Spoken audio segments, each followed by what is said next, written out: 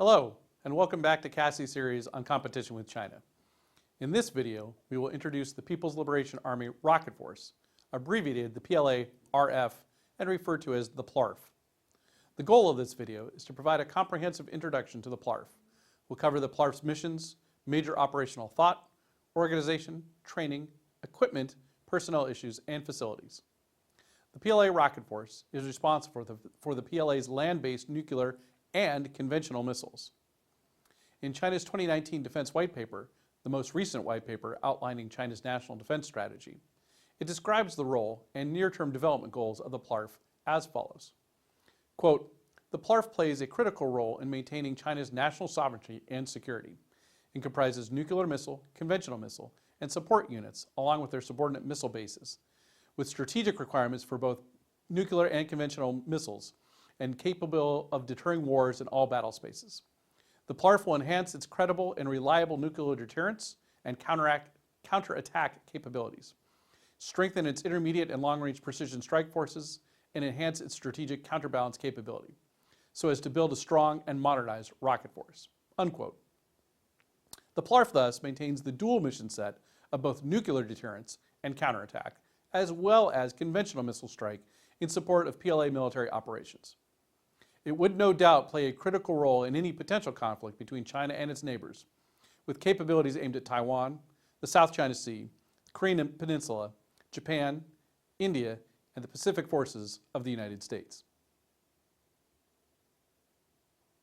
The PLARF, formerly known as the 2nd Artillery Force until 2016, was formed in 1966 and given command of China's humble inventory of land-based regional nuclear missiles. These first-generation missiles were largely categorized as unsophisticated and of limited range and capability.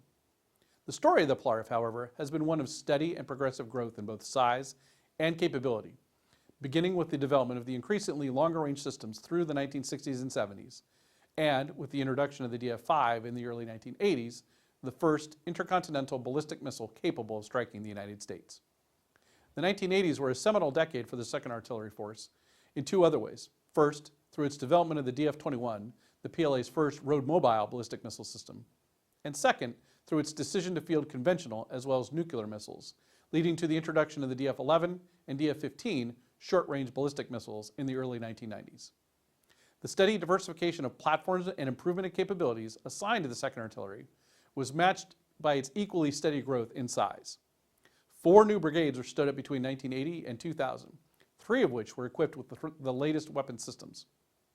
The expansion accelerated in the 2000s, and between 2000 and 2010, the 2nd Artillery stood up as many as 11 new brigades, equipped with its growing array of weapons, including its first ground-launched cruise missile, the CJ-10, and its first road-mobile ICBM, the DF-31.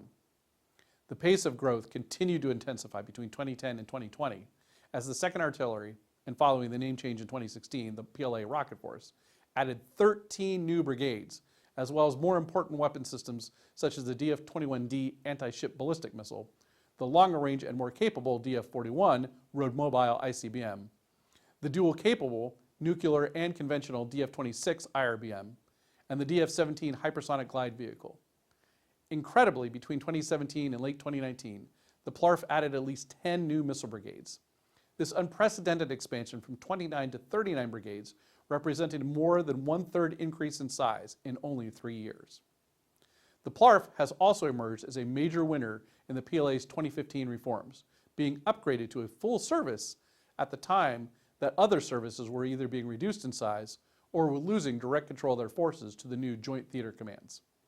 Thus, the PLARF has evolved from a small, unsophisticated force of short-range and vulnerable ballistic missiles to an increasingly large, modern, and formidable force with a wide array of both nuclear and conventional weapons platforms.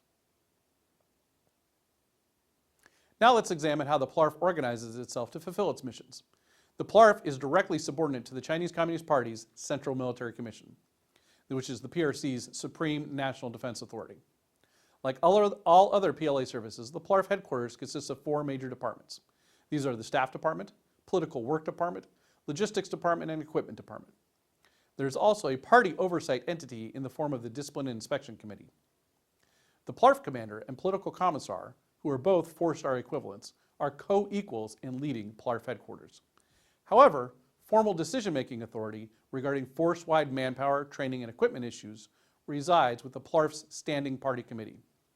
This party committee typically consists of the PLARF political commissar as the secretary, the PLARF commander as the deputy secretary, along with their deputies, the heads of the 4 major departments, and the secretary of the PLARF Discipline and Inspection Committee.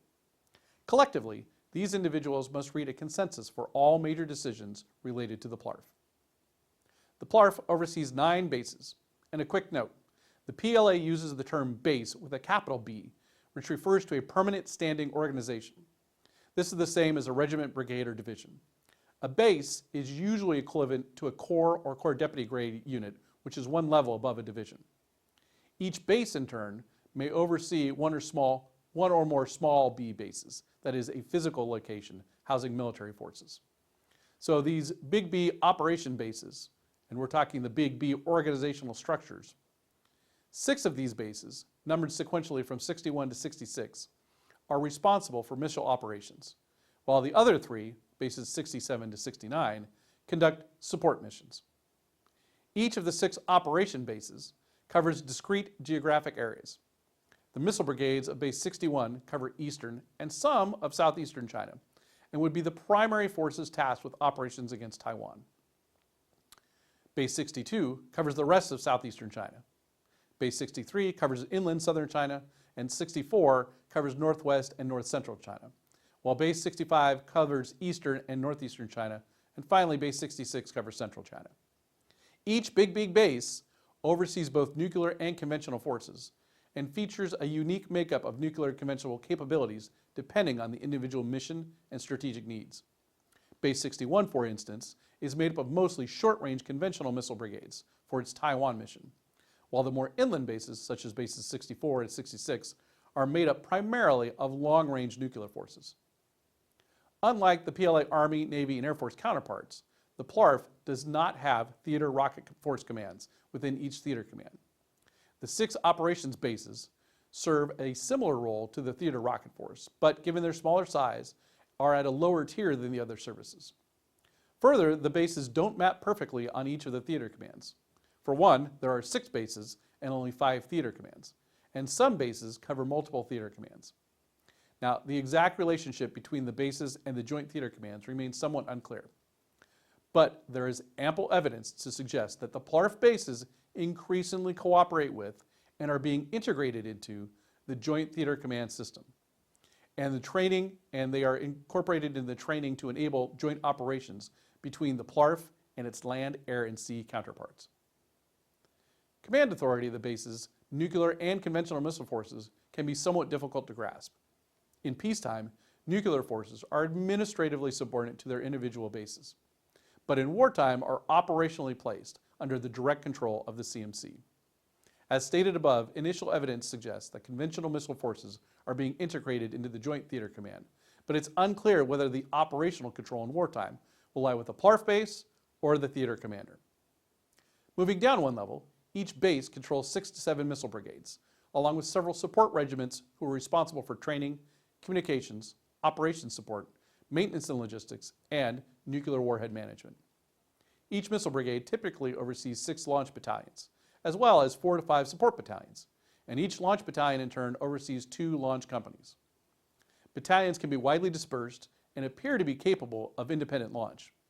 Official and comprehensive estimates of missile and launchers per brigade are lacking, but knowledgeable observers have given estimates ranging from 6 to 12 launchers per brigade for certain ICBMs, 12 to 24 for medium-range ballistic missiles, 18 to 36 for intermediate-range ballistic missiles, and up to 36 or 48 launchers per brigade for the short-range ballistic missiles and cruise missiles. Along with the 6 operations bases, there are 3 support bases, which are worth briefly discussing. Base 67 is responsible for oversight of the PRC's nuclear warhead storage depot at Taipei in central China. It ensures safe and secure storage, maintenance, and transport via specialized road, air, and rail assets of the nuclear warheads. It also oversees assets dedicated to ECM, air defense, and nuclear disaster response. Base 68 is the PLARF's engineering support base, responsible for construction of the physical infrastructure. it likely consists of 6 engineering brigades, at least 2 of which specialize in installation of key infrastructure, such as electricity, ventilation, and blast and radiation shielding. A communications engineering regiment is responsible for constructing the PLARF's communications infrastructure, and a communications repair and maintenance regiment, and at least 4 other support regiments. Finally, Base 69 acts as a testing and training facility for the Rocket Force. This base provides high-end testing facilities for the research and development of new systems and training facilities for the operational forces. Although much remains unknown about this base, it comprises 4 test and training districts created from 3 former PLARF training bases, as well as several regiments supporting testing and training missions. In addition to these 9 bases, the PLARF also oversees 2 independent commands. The first is the PLARF's Research Academy, and like all other PLA service research academies, this organization is responsible for conducting and integrating early-stage applied research on both technically useful to the PLARF as well as operational concepts. The second independent command is poorly understood but may be related to the PRC's foreign ballistic missile sales. The PLARF, unlike the United States military, lacks a centralized institution for training enlisted personnel, such as Lackland Air Force Base or Parris Island. Rather, new enlisted personnel are typically assigned to one of the 9 PLARF bases, and then trained by that base's training regiment for 3 months before being assigned to an operational unit under that same base, where they will receive further on-site training in their specialty. The PLARF, as with the rest of the PLA, has in recent years placed a greater emphasis on more realistic training scenarios, including frequent use of confrontation, aka red versus blue OPFOR exercises. And a brief side note, the Chinese use the same red-blue terms, and they mean the same things. Red is China, and blue is the United States. We just differ on who the opposing force is. Traditionally, PLA confrontation exercises have suffered from being highly formulaic and always ensuring a red team victory. But the PLA has worked in recent years to remedy this situation and to make these exercises far more realistic and difficult. The PLARF has at least 1 dedicated OPFOR regiment, which was at least partially modeled after the equivalent American unit at Fort Irwin. It also maintains 4 test and training districts through which launch units regularly rotate for realistic training.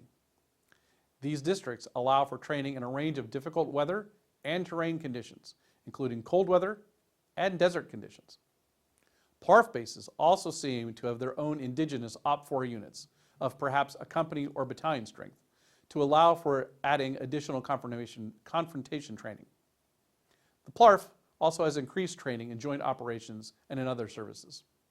Beginning in 2016, the PLARF began holding the annual Tianjin, or Sky Sword exercise, which features joint cooperation with other services, as well as extensive use of OPFOR. In recent years, the Rocket Force Command College has also held a new annual training exercise called Jianfeng, or Sword Edge. Brigade commanders are tested on problem solving, strategic thinking capabilities, and deepening operational designs and tactical innovations. Emphasis is placed on real-world combat scenarios. A close reading of PLA and PLARF media suggests that the PLARF has singled out several training areas for particular emphasis, and these include nighttime training, as well as defense against enemy satellite surveillance, electronic warfare, nuclear, biological, and chemical attacks, and special operations raids, as well as the ability to maintain highly mobile through rapid shoot and scoot tactics to avoid being targeted by an enemy. Units assigned to silo-based missiles frequently conduct sealed-off underground silo training, which can last up to 30 days.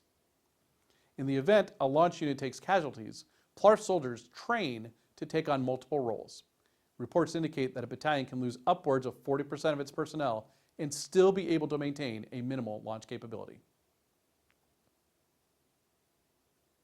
Most of the PLARF's officers graduate from one of the PLARF's 2 military academies. These are the Rocket Force Command College in Wuhan and the Rocket Force Engineering University in Xi'an. Both institutions offer graduate degrees for continuing study. As part of its drive toward a more educated force, the PLARF has also begun recruiting officers from civilian academic institutions. The year before an officer cadet graduates, or immediately upon graduation, at least some officers spend several months at an operational unit in a student capacity. This is most likely to provide that individual with some operational familiarization.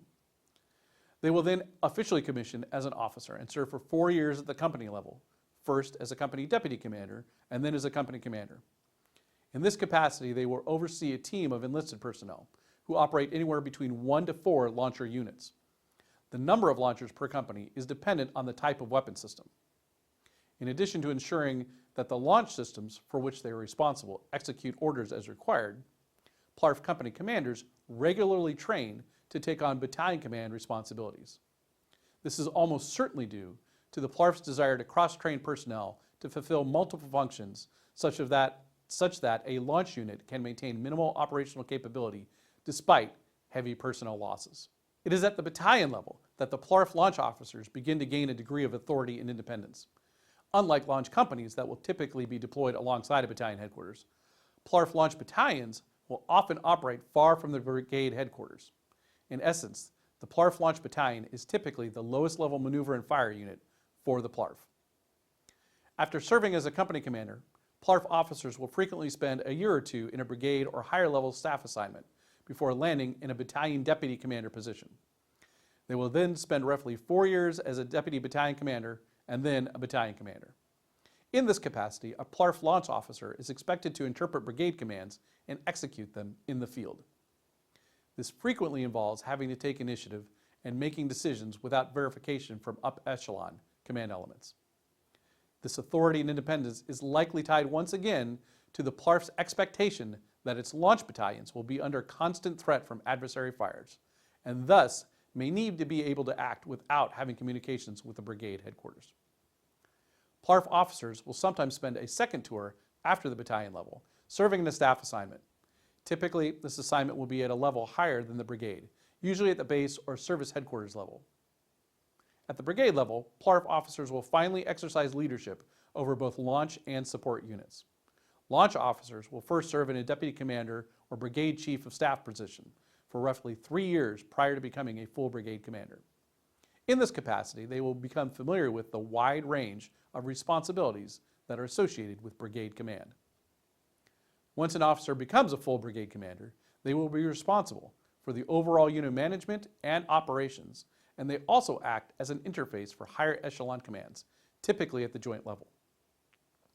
In a wartime environment, this translates to the brigade commander ensuring that his unit's standing plans and procedures remain valid and that his unit's subordinate battalions are prepared to support a larger firepower strike.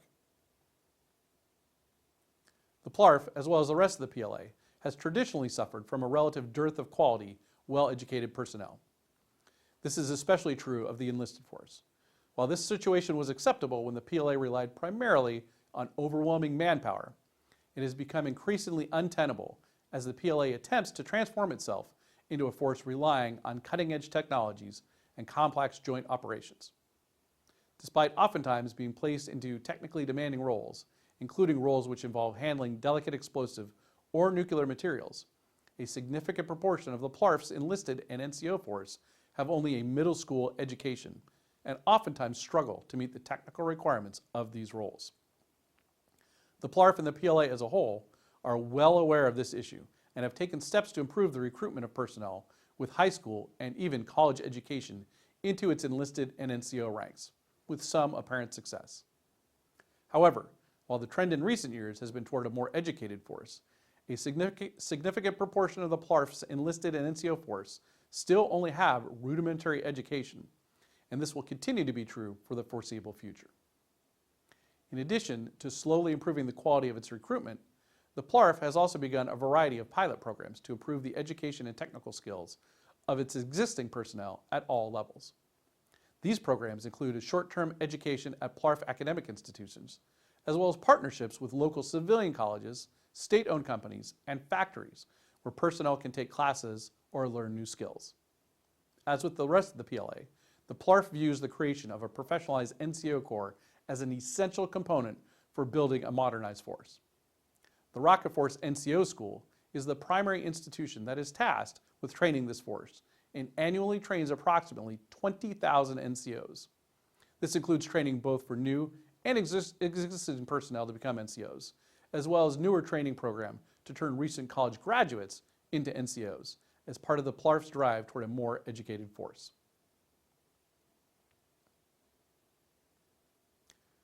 The PLARF fields a diverse and growing array of ballistic and cruise missiles, supporting a range of strategic and operational objectives. The PLARF's missile inventory can be broken up into 5 broad categories: short range, medium range, intermediate range, and intercontinental ballistic missiles, as well as ground-launched cruise missiles. The short-range ballistic missiles, or SRBMs, generally have a range of under 1,000 kilometers. The PLARF currently has 3 SRBMs in its inventory: the older DF-11 and the DF-15, which entered service in the early 1990s and have since been periodically upgraded with new variants, and the newer, more capable DF-16, which may have entered service around 2011. All of these missiles are road mobile and deployed with conventional warheads. According to the Department of Defense's latest open source estimate, the PLARF has approximately 200 SRBM launchers and over 600 missiles. Currently, there are estimated to be 2 DF-16 and 2 DF-15 brigades and 1 remaining DF-11 brigade. Medium-range ballistic missiles, or MRBMs, generally have a range of 1,000 to 3,000 kilometers. The PLARF is currently equipped with 2 road-mobile MRBMs, the DF-21 and the DF-17. The DF-21 is utilized in both the regional nuclear strike role as the DF-21A, the conventional strike role as the DF-21C, and in the anti-ship role as the DF-21D. A new nuclear variant, the DF-21E, also allegedly exists, although information on this is scant. The DF-21 itself dates back to the 80s and is slowly being replaced by a newer missile type such as the DF-26. The PLARF may have 1 or 2 nuclear DF-21A brigades still in service, and as of 2019, all of the DF-21C brigades have likely converted to new missiles. And there's recent evidence that the PLARF's 2 DF-21D brigades may have also converted to the newer missile as well. The newer DF-17 is the PLARF's first hypersonic missile with the attached DF-ZF hypersonic glide vehicle. It's believed to have been deployed to at least 3 launch brigades thus far. Intermediate range ballistic missiles, or IRBMs, generally have a range of 3,000 to 5,000 kilometers, and the PLARF is currently equipped with a single road-mobile IRBM, the DF-26, which may have entered service around 2015. According to DoD estimates, the PLARF has at least 200 IRBM launchers and at least 200 missiles in service. It has also been deployed to at least 5 missile brigades.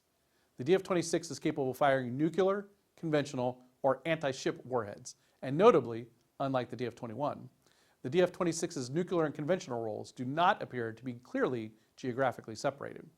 And in at least some cases, single brigades have been noted to be intermingling nuclear and conventional missiles. This has led to concerns over whether the United States or another country would be able to differentiate if an incoming strike was nuclear or conventional, possibly leading to an inadvertent nuclear escalation in a crisis. Intercontinental ballistic missiles, or ICBMs, generally have a minimum range of 5,500 kilometers. The PLARF is currently equipped with 1 silo-based ICBM, the DF-5, and 2 road-mobile ICBMs, the DF-31 and DF-41, all of which are capable of striking most of the continental United States. An older ICBM, the DF-4, may already have been retired, and the silo-based DF-5, which first entered service in the 1980s, has been upgraded with A, B, and C variants. The B variant is capable of carrying up to 5 warheads. The DF-31 and the newest DF-41 are notable for being road mobile and solid fueled. The DF-41 is also MIRV capable, possibly carrying 3 to 5 warheads, although this is still a matter of debate. Notably, the PLARF has begun a dramatic expansion of its ICBM silos, with construction on as many as 260 new silos across 3 new locations. We'll talk more about the facilities later, but as of 2021, the DF-5 may have been deployed to 3 brigades, the DF-31 to 9 brigades, and the newest DF-41 to 1 brigade, although it will surely be deployed to more in time. Finally, the PLARF is equipped with 2 types of conventional ground-launched cruise missiles, or GLICMs. The CJ-10 entered service around 2006 and has a range of about 1,500 kilometers.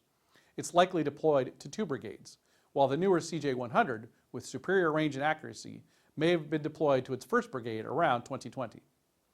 In addition to its new missile system, the PLARF has worked to improve the infrastructure needed to support these missiles, including over-the-horizon radars, satellites, and other sensors to enable long-range precision strike. Development of these systems will be especially critical to realizing the full potential of the PLARF's anti-ship missile systems, which will be unable to successfully locate and strike far-off ships without these sensor networks. The PLARF also employs 2 UAV regiments for strike support and battlefield ISR. During peacetime, units are stationed at a garrison, which would likely be the target of an enemy attack in the event of a crisis. On strategic warning, the units will rapidly deploy to hardened shelters, a holding area, or proceed directly to their launch site. Mobilized weapon systems generally launch from pre-established concealed launch sites with concrete launch pads to enable the latest instructions and targeting data via fiber optic links. Pre-established sites also reduce the risk of fires and injuries. Ad hoc sites may also be used in the event of a conflict, and the PLARF has made significant improvements to its C4ISR infrastructure in recent years, laying thousands of miles of fiber optic cables to maintain those communications.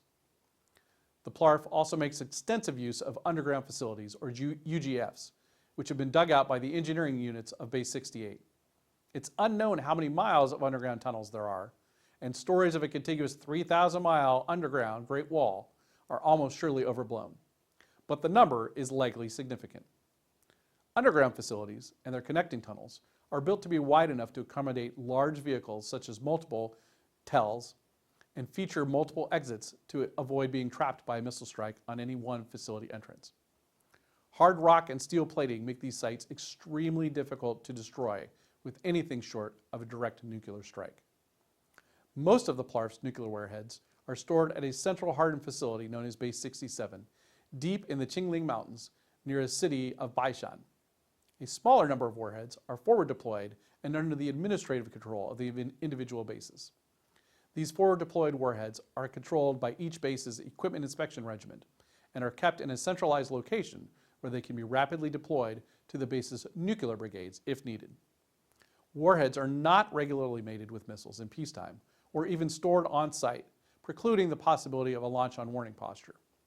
Rather, in the event of a sudden nuclear war, these brigades would attempt to ride out the first strike at hardened underground facilities, receiving their warheads if they had not already, and then launching a counterstrike. The PLARF has also traditionally made use of smaller number of missile silos, perhaps 20 or so, for its ICBMs. However, in the summer of 2021, open source analysts revealed a dramatic expansion of the PLARF's silos.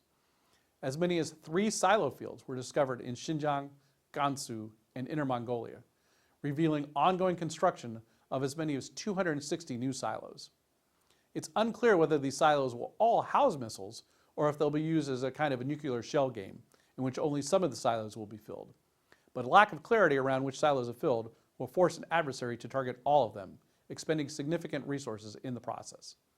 It's also unclear if this development presages a more aggressive nuclear posture, such as a movement to a launch on warning posture, or even abandonment of China's official no first use nuclear weapons policy. In conclusion, under Xi Jinping's rule, China's missile forces have been elevated to a full service on equal footing with the Army, Navy, and Air Force. The PLARF has backed up its newly elevated status with an unprecedented expansion, adding at least 10 new brigades, a bevy of new weapon platforms, and most recently the construction of hundreds of new hardened silos. In a recent interview, Vice Chairman of the Joint Chiefs of Staff, General Hyten, spoke about the PLA rocket force with concern, stating that China is undergoing an unprecedented nuclear modernization. This raises concerns and questions about whether a newly assertive PLARF will move toward a more aggressive launch on warning policy, as well as the sustainability of China's current no first use nuclear weapons policy.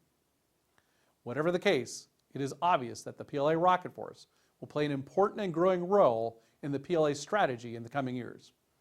As General Hyten and other senior military leaders have stated, the United States' military must be able to move fast with a clear strategy and willingness to adapt as China continues to advance its capabilities.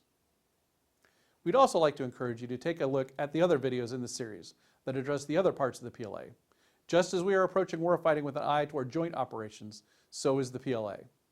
We hope this introduction to the PLA rocket force has helped you understand the threat and is encouraging you to think about ways of overcoming that threat.